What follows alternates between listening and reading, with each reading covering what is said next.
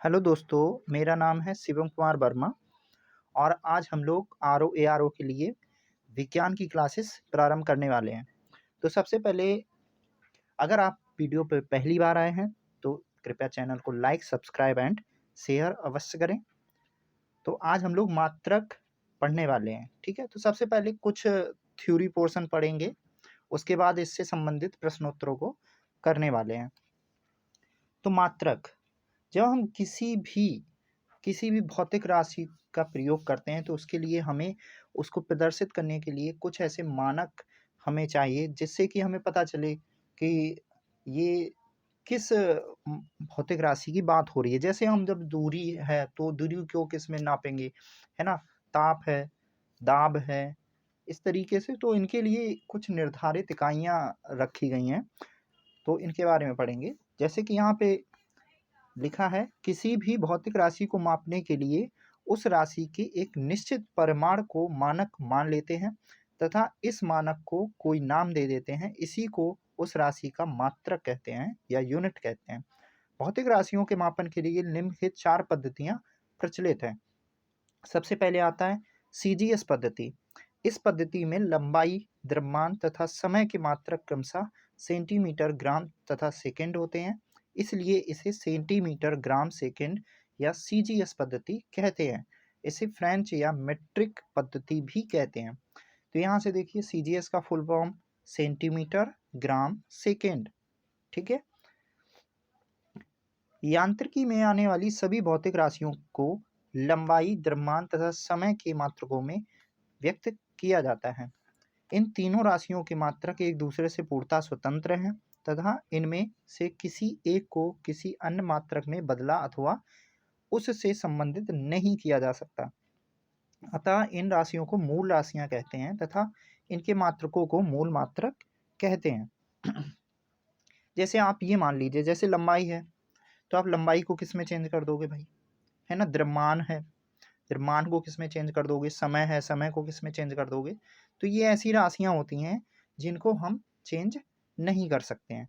तो ऐसी राशियां हम अगर एक साधारण भाषा में कहना चाहें तो वे भौतिक राशियां जिनको बदला नहीं जा सकता है मूल राशियां कहलाती हैं या मूल मात्रक कहलाते हैं, ठीक है।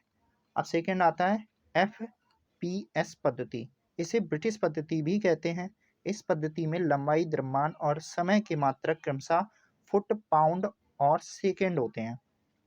थर्ड, एमकेएस पद्धति। इस पद्धति में लंबाई, द्रव्यमान और समय के मात्रक क्रमशः मीटर, किलोग्राम एवं सेकंड होते हैं। एसआई पद्धति। वर्ष 1960 में पेरिस में अंतरराष्ट्रीय मापतौल के महाधिवेशन में इस पद्धति को स्वीकार किया गया। वर्तमान में इसी पद्धति का प्रयोग किया जाता है। इस पद्धति में 7 मूल मात्रक हैं। तो इन 7 मूल मात्रकों को देखते हैं और इनमें कोई परिवर्तन नहीं होता है, इनको बदला नहीं जा सकता है। सबसे पहले देखते हैं लंबाई। तो लंबाई का मात्रक मीटर होता है, संकेत एम। द्रव्यमान किलोग्राम, समय सेकेंड, ताप केल्विन, विद्युत धारा एम्पियर, ज्योति तीव्रता कैंडला, पदार्थ का परिमाण मोल। और ये हम लोगों ने 9th क्लास में पढ़ा भी है, ठीक है। तो 9th क्लास का ही ये दिया गया है सारा कुछ। चलिए, उपरोक्त 7 मूल राशियों लंबाई, द्रव्यमान, समय, ताप, विद्युत धारा, ज्योति तीव्रता तथा पदार्थ का परिमाण के मात्रकों पर आधारित मात्रक पद्धति को अंतरराष्ट्रीय मात्रक पद्धति कहते हैं।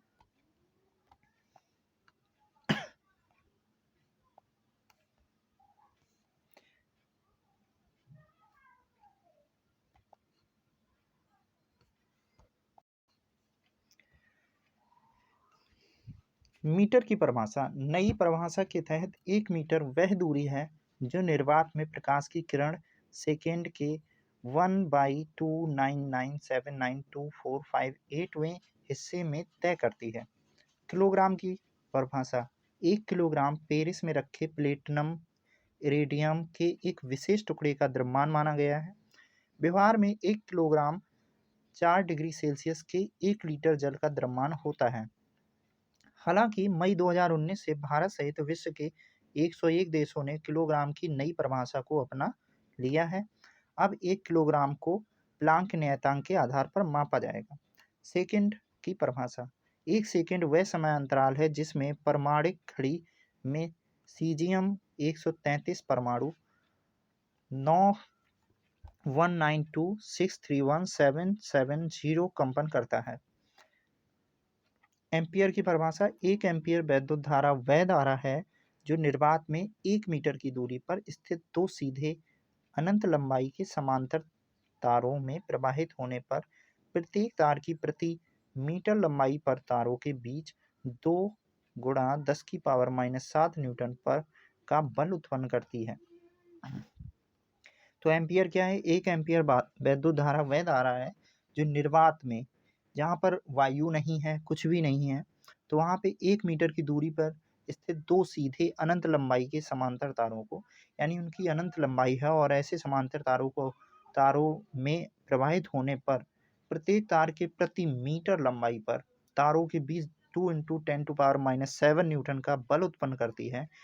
मई 2019 से अंगीकृत नई परिभाषा के तहत एम्पियर मूल विद्युत आवेश एलिमेंट्री इलेक्ट्रिक चार्ज के आधार पर परिभाषित किया जाएगा।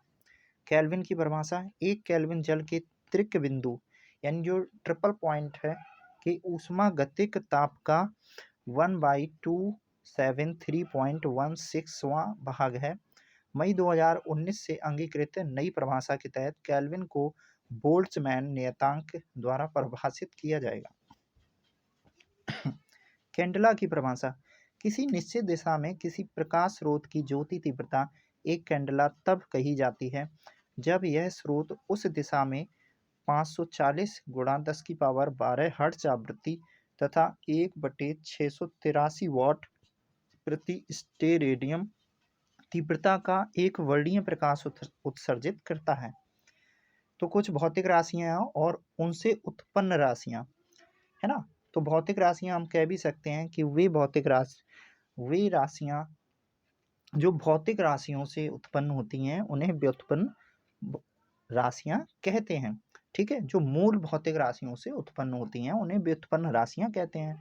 जैसे आयतन, तो आयतन में क्या है? लंबाई, चौड़ाई, ऊंचाई तो होता ही है, लेकिन जो इससे उत्पन्न जो एक मात्रक हुआ मीटर क्यूब, इसे हम व्युत्पन्न मात्रक कहते हैं। जैसे घनत्व है, तो घनत्व, द्रव्यमान और आयतन, तो इससे क्या होगा?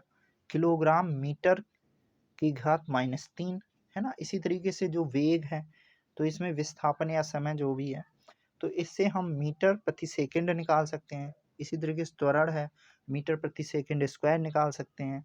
बल है तो बल का किलोग्राम इंटू मीटर प्रति सेकंड स्क्वायर, और बल का जो मात्रक होता है इसे न्यूटन भी कहते हैं। इसी तरीके से कार्य का मात्रक न्यूटन मीटर होता है, इसे जूल भी कहते हैं। तो कार्य का मात्रक बहुत इंपॉर्टेंट है, न्यूटन मीटर या इसे जूल भी कहा जाता है। शक्ति का मात्रक जूल प्रति सेकेंड या जूल सेकेंड टू पावर -1, है ना, या सेकेंड इनवर्स भी इसको बोलते हैं। इसे वाट भी कहते हैं। इसका एक और मात्रक है वाट। समतल कोण जो होता है इसका मात्रक रेडियन होता है, और धन कोण जो होता है इसका मात्रक स्टेरेडियन होता है। अब मोल की परिभाषा पर आते हैं। मोल की परिभाषा। 1 मोल किसी पदार्थ की वह मात्रा है, देखिए, जिसमें उस पदार्थ के अवयवों की संख्या C12 यानी कार्बन 12 के 0.012 किलोग्राम में परमाणुओं की संख्या के बराबर है। मई 2019 से अंगीकृत नई परिभाषा के तहत मोल को आवोगाद्रो नियतांक द्वारा परिभाषित किया जाएगा। ठीक है। व्युत्पन्न मात्रक।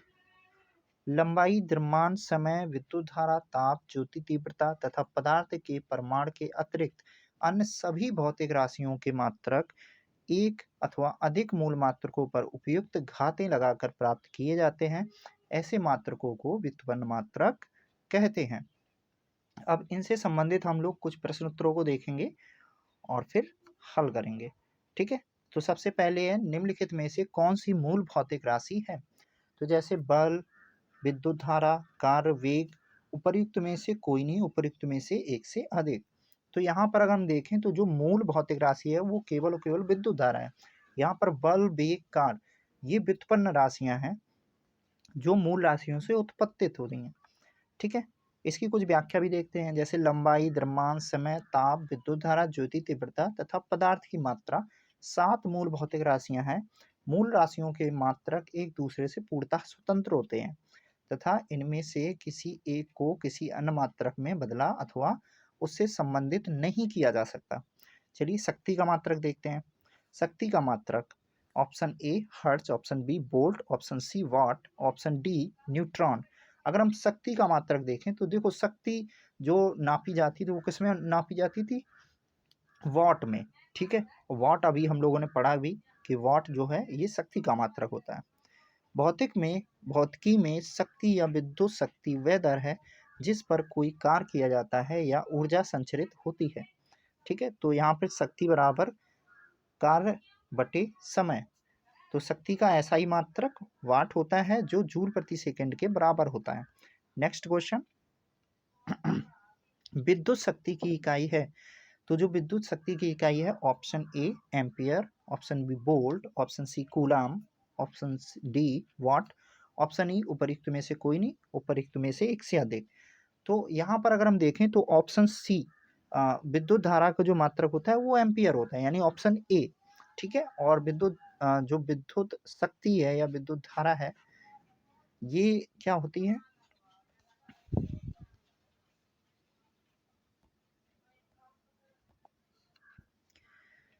क्वेश्चन नंबर थर्ड, विद्युत शक्ति की इकाई।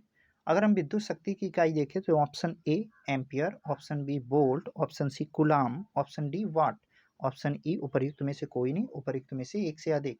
तो यहाँ पे विद्युत शक्ति का जो मात्रक होता है वो वाट होता है, जबकि विद्युत धारा का मात्रक एम्पियर होता है। तो ये आपको याद रखना है। क्वेश्चन नंबर 4, बल का मात्रक। बल का मात्रक न्यूटन होता है। बल बराबर द्रव्यमान गुणे त्वरण होता है, यानी F इक्वल टू ma।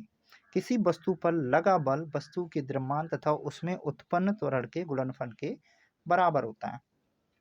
और इसका एक और मात्रक होता है किलोग्राम मीटर प्रति सेकंड स्क्वायर। ठीक है, इसका ऐसा ही मात्रक न्यूटन होता है। कार्य का मात्रक है option A joule, option B neutron, option C watt, option D dyne. अगर हम कार्य का मात्रक कहें तो कार्य का मात्रक होता है जूल। ठीक है, तो option A is a correct answer. इसकी व्याख्या भी देखते हैं। जब किसी वस्तु पर बल लगाकर विस्थापन उत्पन्न किया जाता है तो बल द्वारा किया गया कार्य बल तथा बल की दिशा में विस्थापन के गुणनफल के बराबर होता है। कार्य एक अदिश राशि है, इसका मात्रक न्यूटन मीटर होता है जिसे जूल कहते हैं। जूल ऊर्जा का भी मात्रक है। अच्छा, यहाँ पर उन्होंने कहा है कि कार्य एक अदिश राशि है। अदिश राशि और सदिश राशि हम इसको कैसे पहचानेंगे? तो मैं आपको एक ट्रिक बताता हूँ कि जो अदिश राशियाँ होती हैं उनमें व पाया जाता है, व शब्द। जैसे कि विस्थापन, तो विस्थापन क्या है? एक अदिश राशि है ना। इसी तरीके से आपका वेग है, एक अदिश राशि है। ठीक है, तो इस तरीके से हम अदिश राशि को बहुत आसानी से पहचान सकते हैं। नेक्स्ट क्वेश्चन 6 वाला, आवृत्ति को मापा जाता है। Option A hertz, option B metre प्रति सेकंड में, ऑप्शन सी रेडियन में, ऑप्शन डी वाट में। तो आवृत्ति का जो मात्रक होता है वो हर्ट्ज होता है। बीपीएससी 2018 में ये पूछा भी गया है। चलिए इसके देखते हैं। आवृत्ति का ऐसा ही मात्रक हर्ट्ज होता है। एक सामान्य मनुष्य 20 हर्ट्ज से 20,000 हर्ट्ज आवृत्ति की ध्वनि को सुन सकने में सक्षम होता है। तो ये कहीं ना कहीं इम्पोर्टेंट है कि जो कोई मनुष्य है तो 20,000 हर्ट्ज से लेकर 20 हर्ट्ज से लेकर 20,000 हर्ट्ज तक आवृत्ति की ध्वनि को सुन सकने में सक्षम होता है। नेक्स्ट क्वेश्चन, हर्ट्ज में क्या मापा जाता है? वही क्वेश्चन फिर आ गया, 2019 में बीपीएससी प्री में पूछा गया है। हर्ट्ज में क्या मापा जाता है? तो भाई आवृत्ति मापी जाती है। Option A is a correct answer.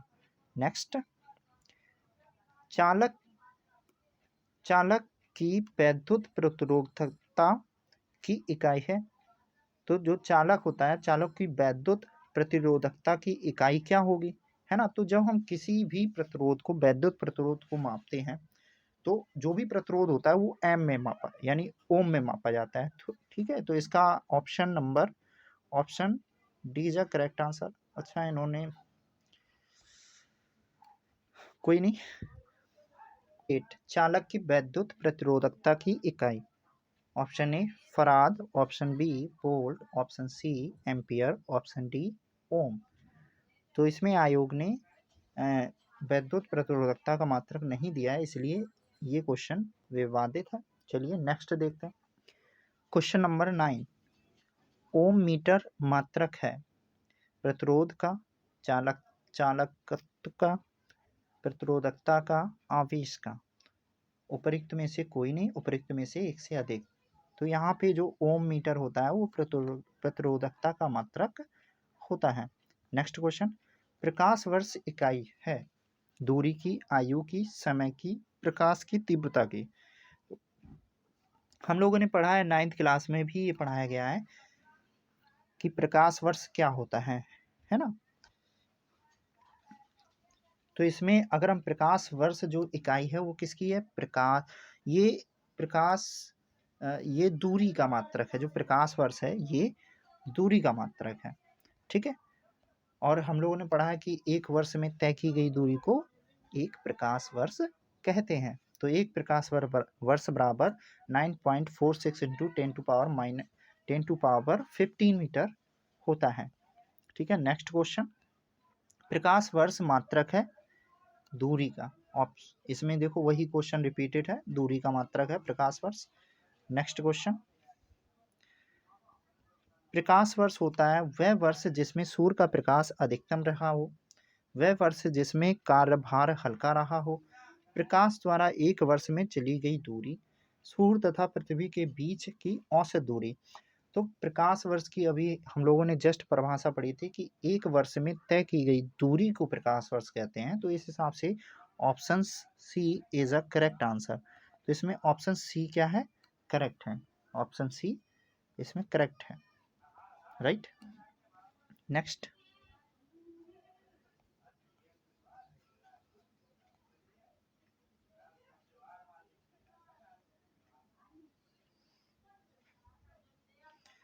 Thirteen वाला,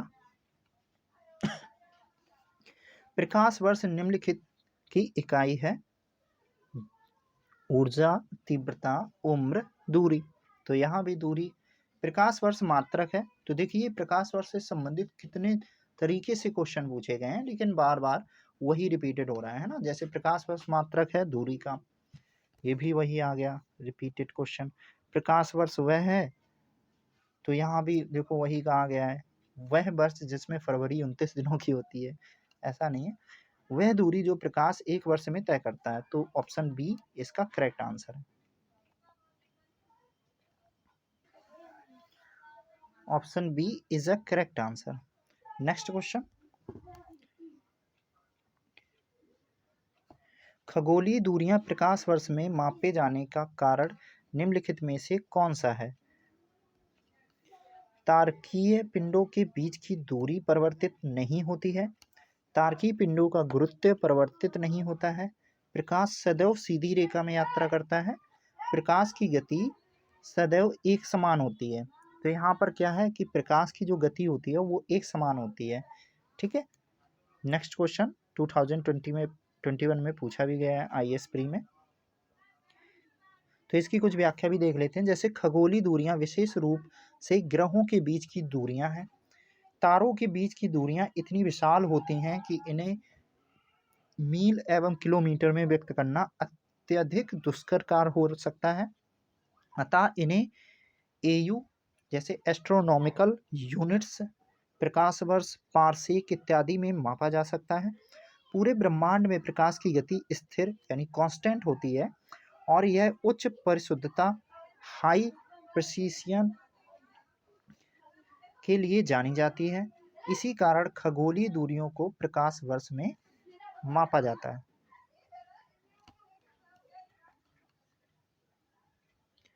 एक पारसेक तारों संबंधी दूरियां मापने का मात्रक बराबर है। ऑप्शन ए 4.25 प्रकाश वर्ष, ऑप्शन बी 3.25 प्रकाश वर्ष, ऑप्शन सी 4.50 प्रकाश वर्ष, ऑप्शन डी 3.05 प्रकाश वर्ष। तो यहाँ पर option B is a correct answer. यहाँ पे बी क्या है, करेक्ट है।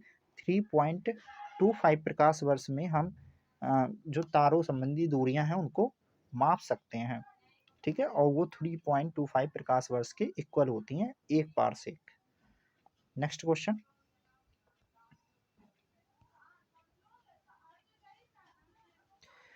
पारसेक मात्रक है, तो जो पारसेक होता है ये भी किसका मात्रक है, दूरी का मात्रक है।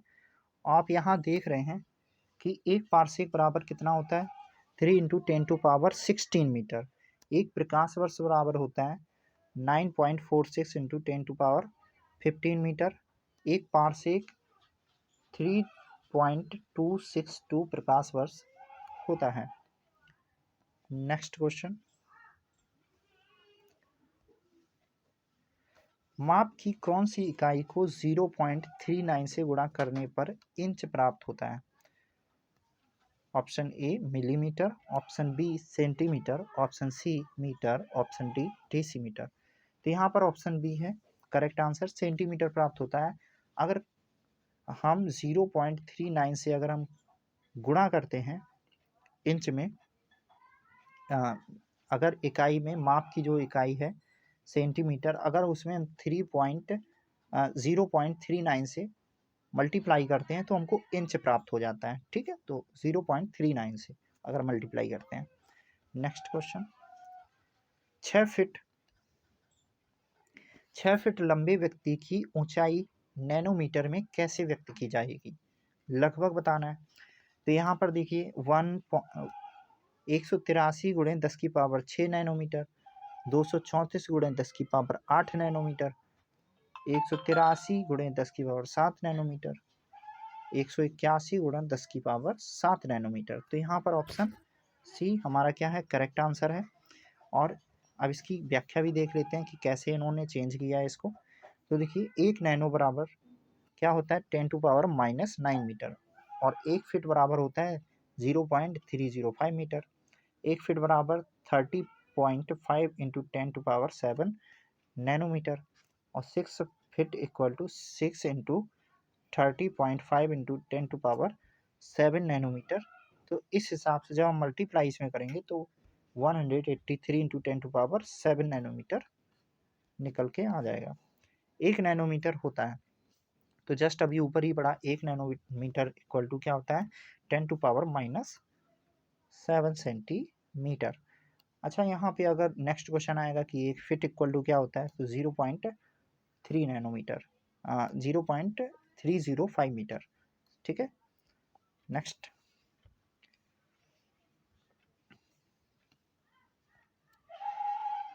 बराबर होता है, तो 1 नैनोमीटर बराबर होता है, अभी हम लोगों ने पढ़ा था कि जो 1 नैनोमीटर बराबर होता है वो 10⁻⁻9 मीटर बराबर होता है, वैसे 10⁻⁻7 सेंटीमीटर होता है, ठीक है। तो 1 नैनोमीटर लंबाई का एक सूक्ष्म मात्रक है, इसे नैनोमीटर संकेत यानी एनएम द्वारा प्रदर्शित किया जाता है। 1 नैनोमीटर मीटर का 1/4वां भाग होता है, इसका मान 10 एंगस्ट्रॉम के बराबर होता है।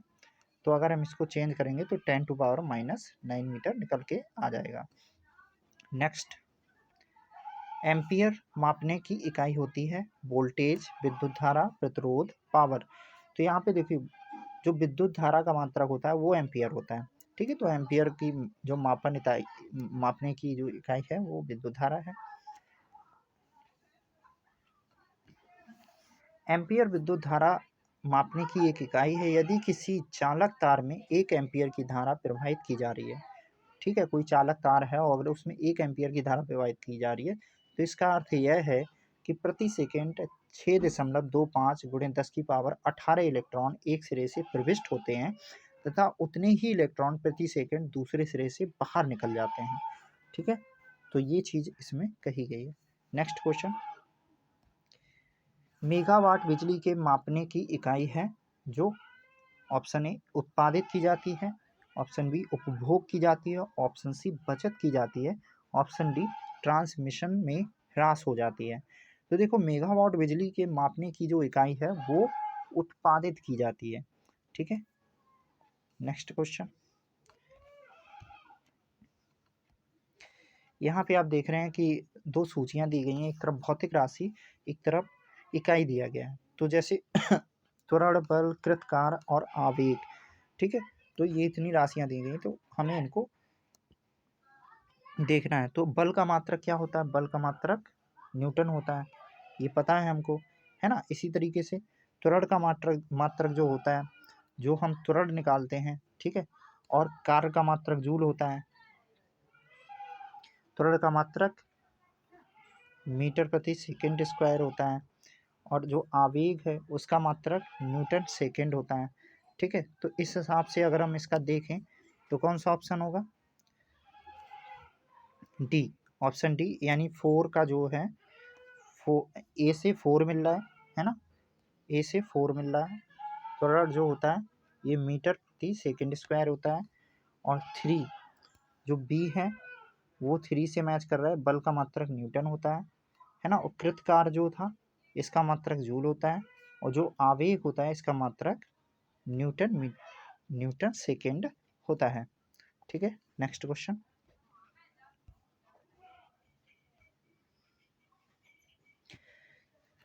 निम्नलिखित एसआई यूनिटों में कौन सी सही सुमेलित नहीं है? तो यहाँ पे देखते हैं, कार्य का मात्रक जूल होता है, ये तो सही है। बल का मात्रक न्यूटन होता है, ये भी सही है। द्रव्यमान का किलोग्राम होता है, ये भी सही है। लेकिन दाब का पास्कल होता है। क्या होता है? पास्कल, ठीक है। तो पास्कल होता है, तो डाइन तो नहीं होता है, तो डाइन गलत है, राइट। नेक्स्ट क्वेश्चन,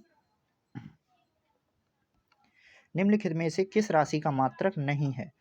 ठीक है, तो जैसे प्रतिबल, विकृति, बल, दाब।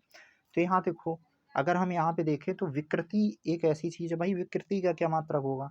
प्रतिबल का हो सकता है, बल का हो सकता है, दाब का हो सकता है, लेकिन प्रकृति जो प्रकृति विकृति है उसका कोई मात्रक नहीं होता है। नेक्स्ट क्वेश्चन, सूची ए से सूची 2 को मिलाना है यहाँ पे, ठीक है।